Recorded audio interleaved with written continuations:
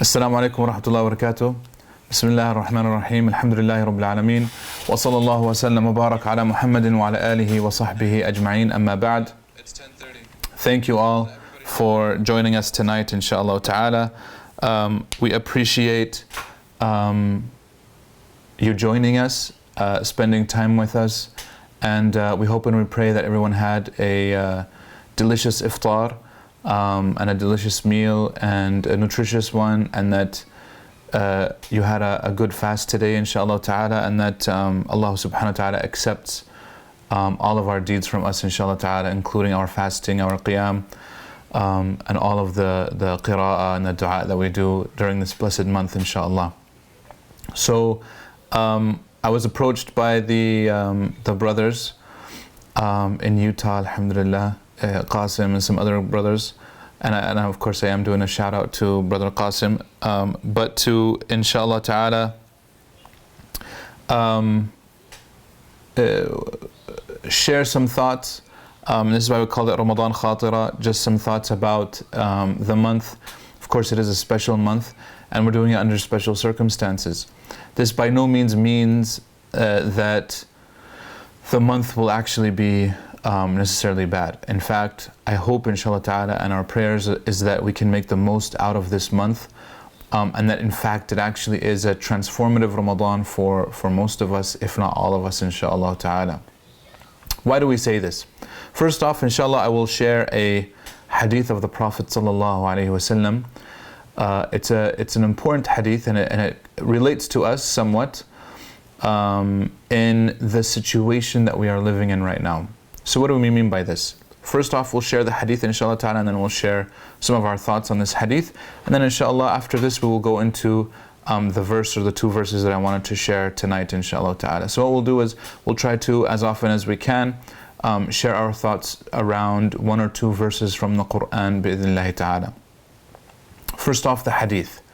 So the hadith of the Prophet sallallahu alaihi wasallam is where he tells the Sahaba, إن من ورائكم أيام الصبر للرجل أو للعامل فيها كأجر 50 منكم أو كأجر 50 منكم. So he says, behind you, meaning yani, actually ahead of you in the future, there will come times where there will be people who will come, meaning in the future, for one of them, al-amil, the person who actually does good deeds, he gets the reward of 50 from you. Now the Sahaba heard this and they were a little confused, because we know, and they know of course, that the Sahaba have a special place in Islam, and that the people who precede others usually get more reward. This is why the early Sahaba had more reward than the later Sahaba, and we know this for a fact. Okay, the Sahaba, the companions who heard the Prophet say this, they said, Ya Rasulullah, 50 minhum aw minna, is it 50 from them or 50 from us? And he said, Bal minkum, rather from you. Why is this? Because everybody would ask, okay, why is this? So he clarifies and he says, why? لِأَنَّكُمْ تَجِدُونَ عَلَى الْحَقِّ أَعْوَانَ وَلَا يَجِدُونَ. Because you find people to help you and assist you to do what's good, to do what's necessary upon the truth, and they do not have anybody to help them and assist them. This tells us very explicitly that when we do acts of worship in a group setting, it is easier to do them than when we're doing them alone. This is a fact. If I walk into the masjid and I see everybody praying, I'm going to pray with them. And it's going to be easier for me to pray because everybody else is doing it. But when I'm doing it by myself, I'm not going to be as motivated. This is because by nature, us as human beings, we are very social creatures. And we like to do things with other people. When we're doing things alone, unless we're really motivated, we're pushed to do it, it's going to be very difficult for us to actually do it. This is why our 5 daily prayers, it's recommended for us to do them in jama'ah. Why? Because when I'm actually praying with other people, it actually helps me to do those deeds, those acts of worship. Without those people that are assisting me and doing it with me, it'll actually a lot of times be very difficult for me to do these good deeds. So, when it comes to us now living, under COVID-19 and this pandemic and the lockdown and everybody staying at home, obviously the masajid are closed, and we ask Allah subhanahu wa ta'ala that He opens the masajid soon, inshallah ta'ala, when it's safe for us and our families. and that He alleviates this difficult from all of us, inshallah ta'ala, ya Rabb, ameen. So, because we're no longer praying in the masjid and we're praying at home, it's going to be very difficult. However, according to this hadith, because of the difficulty that those people in the future, of course, I'm not saying that we actually lived during those times, but what we're saying is there's a ruling to be taken from the hadith, is that whenever there is a difficulty, whenever people find it so that they are not able to worship with other fellow worshippers, this is when there is more reward involved versus when there's a lot of other people actually doing it. And so now when we're having to pray Taraweeh by ourselves, when we're having to break our fast by ourselves, when we're having to wake up and pray Fajr by ourselves, and pray all the other prayers by ourselves, and do all these other deeds by ourselves, inshallah ta'ala, the hope is that there's a lot of reward waiting for us because of this inherent difficulty that we have to face. This is why we ask Allah subhanahu wa ta'ala that He alleviates the difficulty and that He allows us to be among those who are able to inshallah ta'ala overcome these difficulties and be able to make it a successful inshallah ta'ala Ramadan. In light of this hadith, the hadith of course alludes to the fact that finding helpers will help us. Meaning finding people, other people that are worshipping with us, other Muslims, will actually help us. Imagine if we were living in a place where we were the only Muslims. A'udhu billah, that's a very dreadful thought, and this is why for a lot of the people when they first came to America, especially the first Muslims, and they were living by themselves, it was very difficult for them, right? But nowadays, alhamdulillah, because there are so many Muslims, there are so many masajid, alhamdulillah, practicing Islam is actually easier, inshallah ta'ala. What else can a believer do to actually get help to be able to worship Allah? So Allah subhanahu wa ta'ala, He tells Bani Israel in Surah Al-Baqarah, in the very beginning, right? He tells them, وَاسْتَعِينُوا بِالصَّبْرِ وَالصَّلَاةِ, and seek help in patience and in prayer. وَإِنَّهَا لَكَبِيرَةٌ إِلَّا عَلَى الْخَاشِعِينَ. And in fact, indeed, it is kabira, it's heavy, except upon those who are khashi'een, the people who have khushu'. So Allah subhanahu wa ta'ala here in this verse is telling us that there are two things that a person can use to seek help. Help in what? Help in this life, help in the next. Help overall, assistance. So whenever we're going through difficulty, these two things inshallah ta'ala will actually help us tremendously. They will help us inshallah ta'ala get through any difficulty that we face. What are these two things? So these two things, by the way, I'm saying them after the hadith that we mentioned of the Prophet ﷺ, because these two things are the main things that are mentioned in the Quran, but there are others obviously outside of this. One of them is having brothers and sisters to help us inshallah ta'ala upon the path. And that's the idea, that even though physically we have to distance from each other, socially we should not. This is why I don't like necessarily the term social distancing. I think that we need to change it to physical distancing, because we should still be connected socially, over the phone. We can contact people, there's video calls alhamdulillah now, there's Zoom meetings, there's whatever a person wants to do to remain connected to his fellow Muslims inshallah ta'ala. And now we're coming to you, through the YouTube stream, so that's a blessing in and of itself inshallah ta'ala. In addition to that social aspect, of course, of Ramadan, of everything else that we use for worship, this verse is very important because it says, وَاسْتَعِينُوا بِالصَّبْرِ وَالصَّلَاةِ, seek help in patience and in prayer. Of course, patience, it's interesting, one of the mufassirin, and this is from early on, I think it was Mujahid or Qatada, one of those two, where he said, أُرِيدَ بِالصَّبْرِ هُنَا الصَّوْمِ. What's meant by patience here, sabr, is actually fasting. And he gets this directly from the hadith of the Prophet ﷺ, where the Prophet himself ﷺ named the month of Ramadan Shahrul Sabr. It is the month of patience. We know that it's the month of the Quran, we know that it's the month of Ramadan, but here the Prophet ﷺ says in the hadith that it's actually the month of patience. And this is why when he saw patience being mentioned here, he actually said what's meant by it here is actually fasting. Now of course both meanings are correct, because patience is needed for fasting, and fasting teaches patience. Patience is needed in all of our life. This is why one of the greatest things that we can get out of our Ramadan is that lesson of patience. And here's the question, here's something that I want us to contemplate, wallah, just for a little bit. Why is it, and this is a question of course I'm asking for a lot of my brothers and sisters out there, because I know we go through the same thing. Why is it, so here's the scenario, why is it that during normal circumstances we reach lunchtime and we're super hungry and we're like, oh, I need to go eat, I have to go find something, and we feel the hunger more, right? And we feel the need to act on that urge much more stronger than outside of the normal days, like in Ramadan. So in Ramadan, lunchtime comes around and you feel a little bit of hunger, but you're like, you ignore it. You're able to move past it completely, right? Why is that? And obviously, so one of the answers is Allah subhanahu wa ta'ala assists us during the month of Ramadan. This is correct, 100%. So there's an element of Allah subhanahu wa ta'ala placing barakah in us and in our fast to enable us to actually continue on. I would argue though, there's a second reason, and that this is psychological. What's the psychological reason?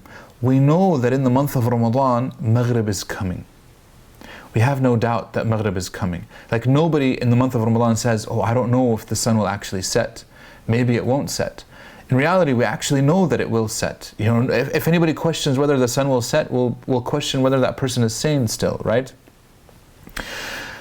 Because we're not questioning whether, you know, it's not a question of if, it's just a matter of when. And so it allows us to have patience. And this concept of it's not a question of if, it's a question of when, applies to all of our life. So imagine a person who becomes impatient because he can't find a job, or he's impatient because he can't find a spouse, right? Just as two examples that a lot of people go through. Our impatience rises from we're still thinking of it as a question of if it'll happen, not when it'll happen. And this is, by the way, applicable to anything else in life, right? Anything that we want accomplished in life, inshallah ta'ala, a lot of times we approach it of if, I don't know, even if this will happen, even if Allah subhanahu wa ta'ala will give me this, even if I'll be able to accomplish, you know, X, Y, and Z. But when we approach it with the mindset of, no, it's not a question of if, it's just a matter of when. I know that Allah has promised us that if we do 1, 2, and 3, that He will give us this reward. Then of course you'll alleviate it. You'll get through it. And this, by the way, that's you know, we're applying it here in these examples that I've given to things that we want to do. But let's also look at it from the perspective of, so let's flip it a little bit and think about it in terms of, okay, what if I'm going through a test? What if I'm going through some sort of difficulty in my life? Right now Allah subhanahu wa ta'ala is testing us all with this COVID-19, right? But let's say a person is going through another type of test. Let's say he's having a rough patch in his marriage. Let's say he's going through problems at work or his business. Let's say he's going through a problem, you know, in his physical or mental health. Whatever it is, that Allah subhanahu wa ta'ala tests us all. And we hope, inshallah ta'ala, that Allah does not test us, and that if He does test us, that He gives us the patience, inshallah ta'ala, and all the tools to succeed and pass the test. Let's say a person is going through that difficulty. In the middle of the difficulty, most of us ask the question of, oh, is this difficulty ever going to go away? It's still a question of if, it's not a question of when.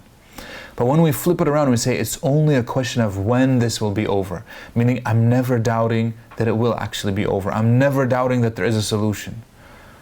And a Muslim should never doubt that there always is a solution. There always is. Okay? This should never be a question on a Muslim's mind. This is why right now, alhamdulillah, for the most part, every single Muslim that I've talked to about like COVID-19, as an example of this is a communal test we're all going through right now, right? Every single Muslim does believe that it's only a matter of when. It's not a matter of if. Is this going to go away? Yes, inshallah ta'ala, it is. It's just a matter of time. And because of this, obviously we get this, where do we get this from? Allah subhanahu wa ta'ala Himself, He says, Inna ma'al usri yusra. And then He repeats it, Inna ma'al usri yusra. Indeed, with difficulty there is ease. Indeed, with difficulty there is ease. He promises that with the difficulty there is ease, meaning it's not even after the difficulty. He says it's with it, meaning the difficulty is sent and the ease is with it. The solution is always accompanying it. Allah subhanahu wa ta'ala says in Surah Al-Talaq, and by the way, the coincidence of this, that Allah subhanahu wa ta'ala is talking about a solution in the middle of surah, a chapter that's called Talaq, which is divorce, is not lost on a lot of people. The whole reason is because divorce is one of the most difficult things that a person can go through. Marital problems, marital discord, we know this. But because of this, Allah subhanahu wa ta'ala is very clearly saying, وَمَن يَتَّقِ اللَّهَ يَجْعَلْ لَهُ مَخْرَجًا. Whoever has the taqwa of Allah, Allah will give him a solution and out. So it's not a matter of if there's a solution. No, the solution is there.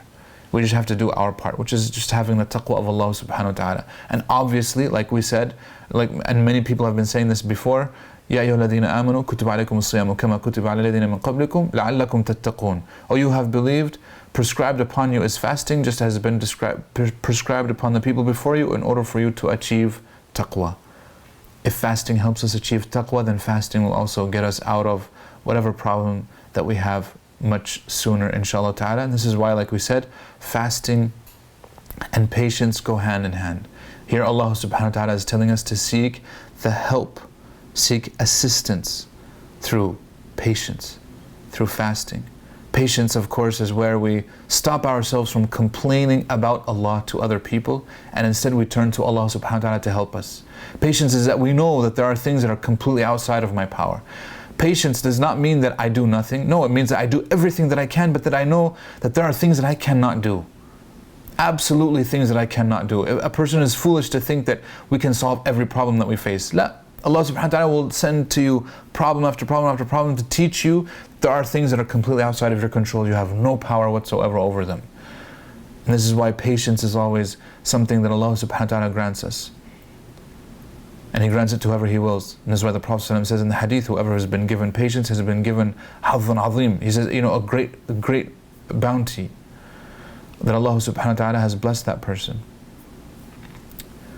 Patience teaches us to be content with whatever Allah decrees, knowing and understanding that Allah subhanahu wa ta'ala will solve any problem that we go through. So that's the first thing that it tells us to use to get through any difficulties that we face.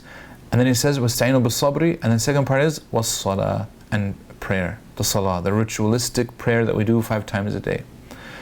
And then Allah subhanahu wa ta'ala says, وَإِنَّهَا لَكَبِيرَةٌ إِلَّا عَلَى الْخَاشِعِينَ وَإِنَّهَا هَذِهِ تَعُودُ عَلَى الصَّلَاةِ كما قال أغلب المفسرين. The innaha, that it is heavy, except upon the people who have khushu', goes back to salah. Why is salah heavy? Except for the people who have khushu'. What is khushu'? Khushu' is that humility, that humbleness, etc. And Allah subhanahu wa ta'ala explains khushu' in the next verse. And the next verse explains it very beautifully. He says, وَإِنَّهَا لَكَبِيرَةٌ إِلَّا الْخَاشِعِينَ هُوَ عَلَى الْخَاشِعِينَ الَّذِينَ يَظُنُّونَ أَنَّهُمْ مُلَاقُو رَبِّهِمْ وَأَنَّهُمْ إِلَيْهِ رَاجِعُونَ. They are the ones who believe that they will meet their Lord and that to Him they will return. So we believe that we will meet Allah subhanahu wa ta'ala, we'll have to be accountable for all of our deeds, and that we will return to Allah, that we'll be resurrected after our death, that we belong to Allah subhanahu wa ta'ala from the get-go. What does that have to do with khushu'? Khushu' is meant to mean focus. Right? A lot of times we translate it as being focused in your prayer. طيب, if it means to be focused, a lot of people complain like, okay, Shaykh, how do I get khushu' in my salah? Right? How am I able to attain khushu' or focus in my salah? How? I don't know how. Right? Because the thing is, the question itself is actually incorrect. The question doesn't work. Khushu' is not a switch that we turn on. Khushu' is not something that, okay, I'm just going to go into salah and now I'm going to switch, the flip, and now, flip the switch and then I'm going to be, having khushu'. I'm going to be able to focus. La, that's not actually what it means. Here, according to this verse, khushu' is a mindset and a mentality that the person has regardless of whether they're in salah or not. Which means that if a person is not focused in their life, if a person is not focused for what they're living for, if a person is not focused in what they're doing with themselves, how are they going to be focused in salah? It's not going to work. It's not a switch. If you're not focused outside of salah, you're not going to be focused inside of salah. This doesn't mean, by the way, that you have to always be just completely obsessed with your one goal that you live for. No, we can live lives where, we can do other things, etc. But we do know our ultimate goal. We do know why we're living. We do know that we will return to Allah subhanahu wa ta'ala. We do know that we'll have to meet Allah to answer to all of our deeds. Once a person knows this and understands this and believes it, this is why the verse uses الَّذِينَ يَظُنُّونَ. الظَّنْ هُنَا بِمَعْنَى الْيَقِينِ. Dhan here means that it's a part of their belief. This is actually what they have inside of their heart. So if I believe this, if it's part of my fabric, my being, it's a aqeedah that I have, and this is how it should be, then of course it'll permeate throughout every other aspect of the person's life. That even their rest will be a part of that goal. Even their fun will be a part of that goal. It won't be, disconnected from it. That when you have fun with your family or with your wife or with your kids or whatever, it's still part of that overall goal. And that salah itself is also part of that overall goal. And this way you look forward to your salah. You actually anticipate the salah. And when you look forward to the salah and you anticipate the salah, therefore that when you actually start to pray, And you know that this is the time when I actually get to talk to Allah subhanahu wa ta'ala. I get to, you know what I mean, confess to Him. I get to complain to Him. By the way, complaining to Allah is actually a good thing. We're not complaining about Allah, we're complaining to Allah subhanahu wa ta'ala, because He's the only one who can actually help us accomplish whatever it is that we need. He's the only one who can help us get out of whatever difficulty that we have. This is why it is prime time now during Ramadan for us to turn to Allah subhanahu wa ta'ala and to try to beseech Him to lift from us the difficulties that we face right now in our life. Whether these difficulties are, you know, financial, spiritual, mental, emotional, in our bodies, in our sickness, in our hearts, whatever it is. We ask Allah subhanahu wa ta'ala that He alleviates all of them. So this is why, inshaAllah ta'ala, using these two things, patience and prayer, we can actually accomplish everything that we want to. We can overcome any obstacle that we have. And inshaAllah ta'ala, we can attain Jannah as well, inshaAllah ta'ala. Using those two, and of course keeping with everybody, inshaAllah ta'ala, should help, inshaAllah ta'ala.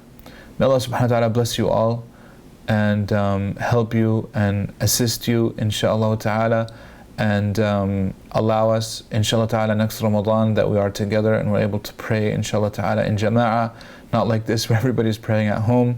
We ask Allah subhanahu wa ta'ala that He makes this a Ramadan that's transformative, meaning that He allows us to be among those who are able to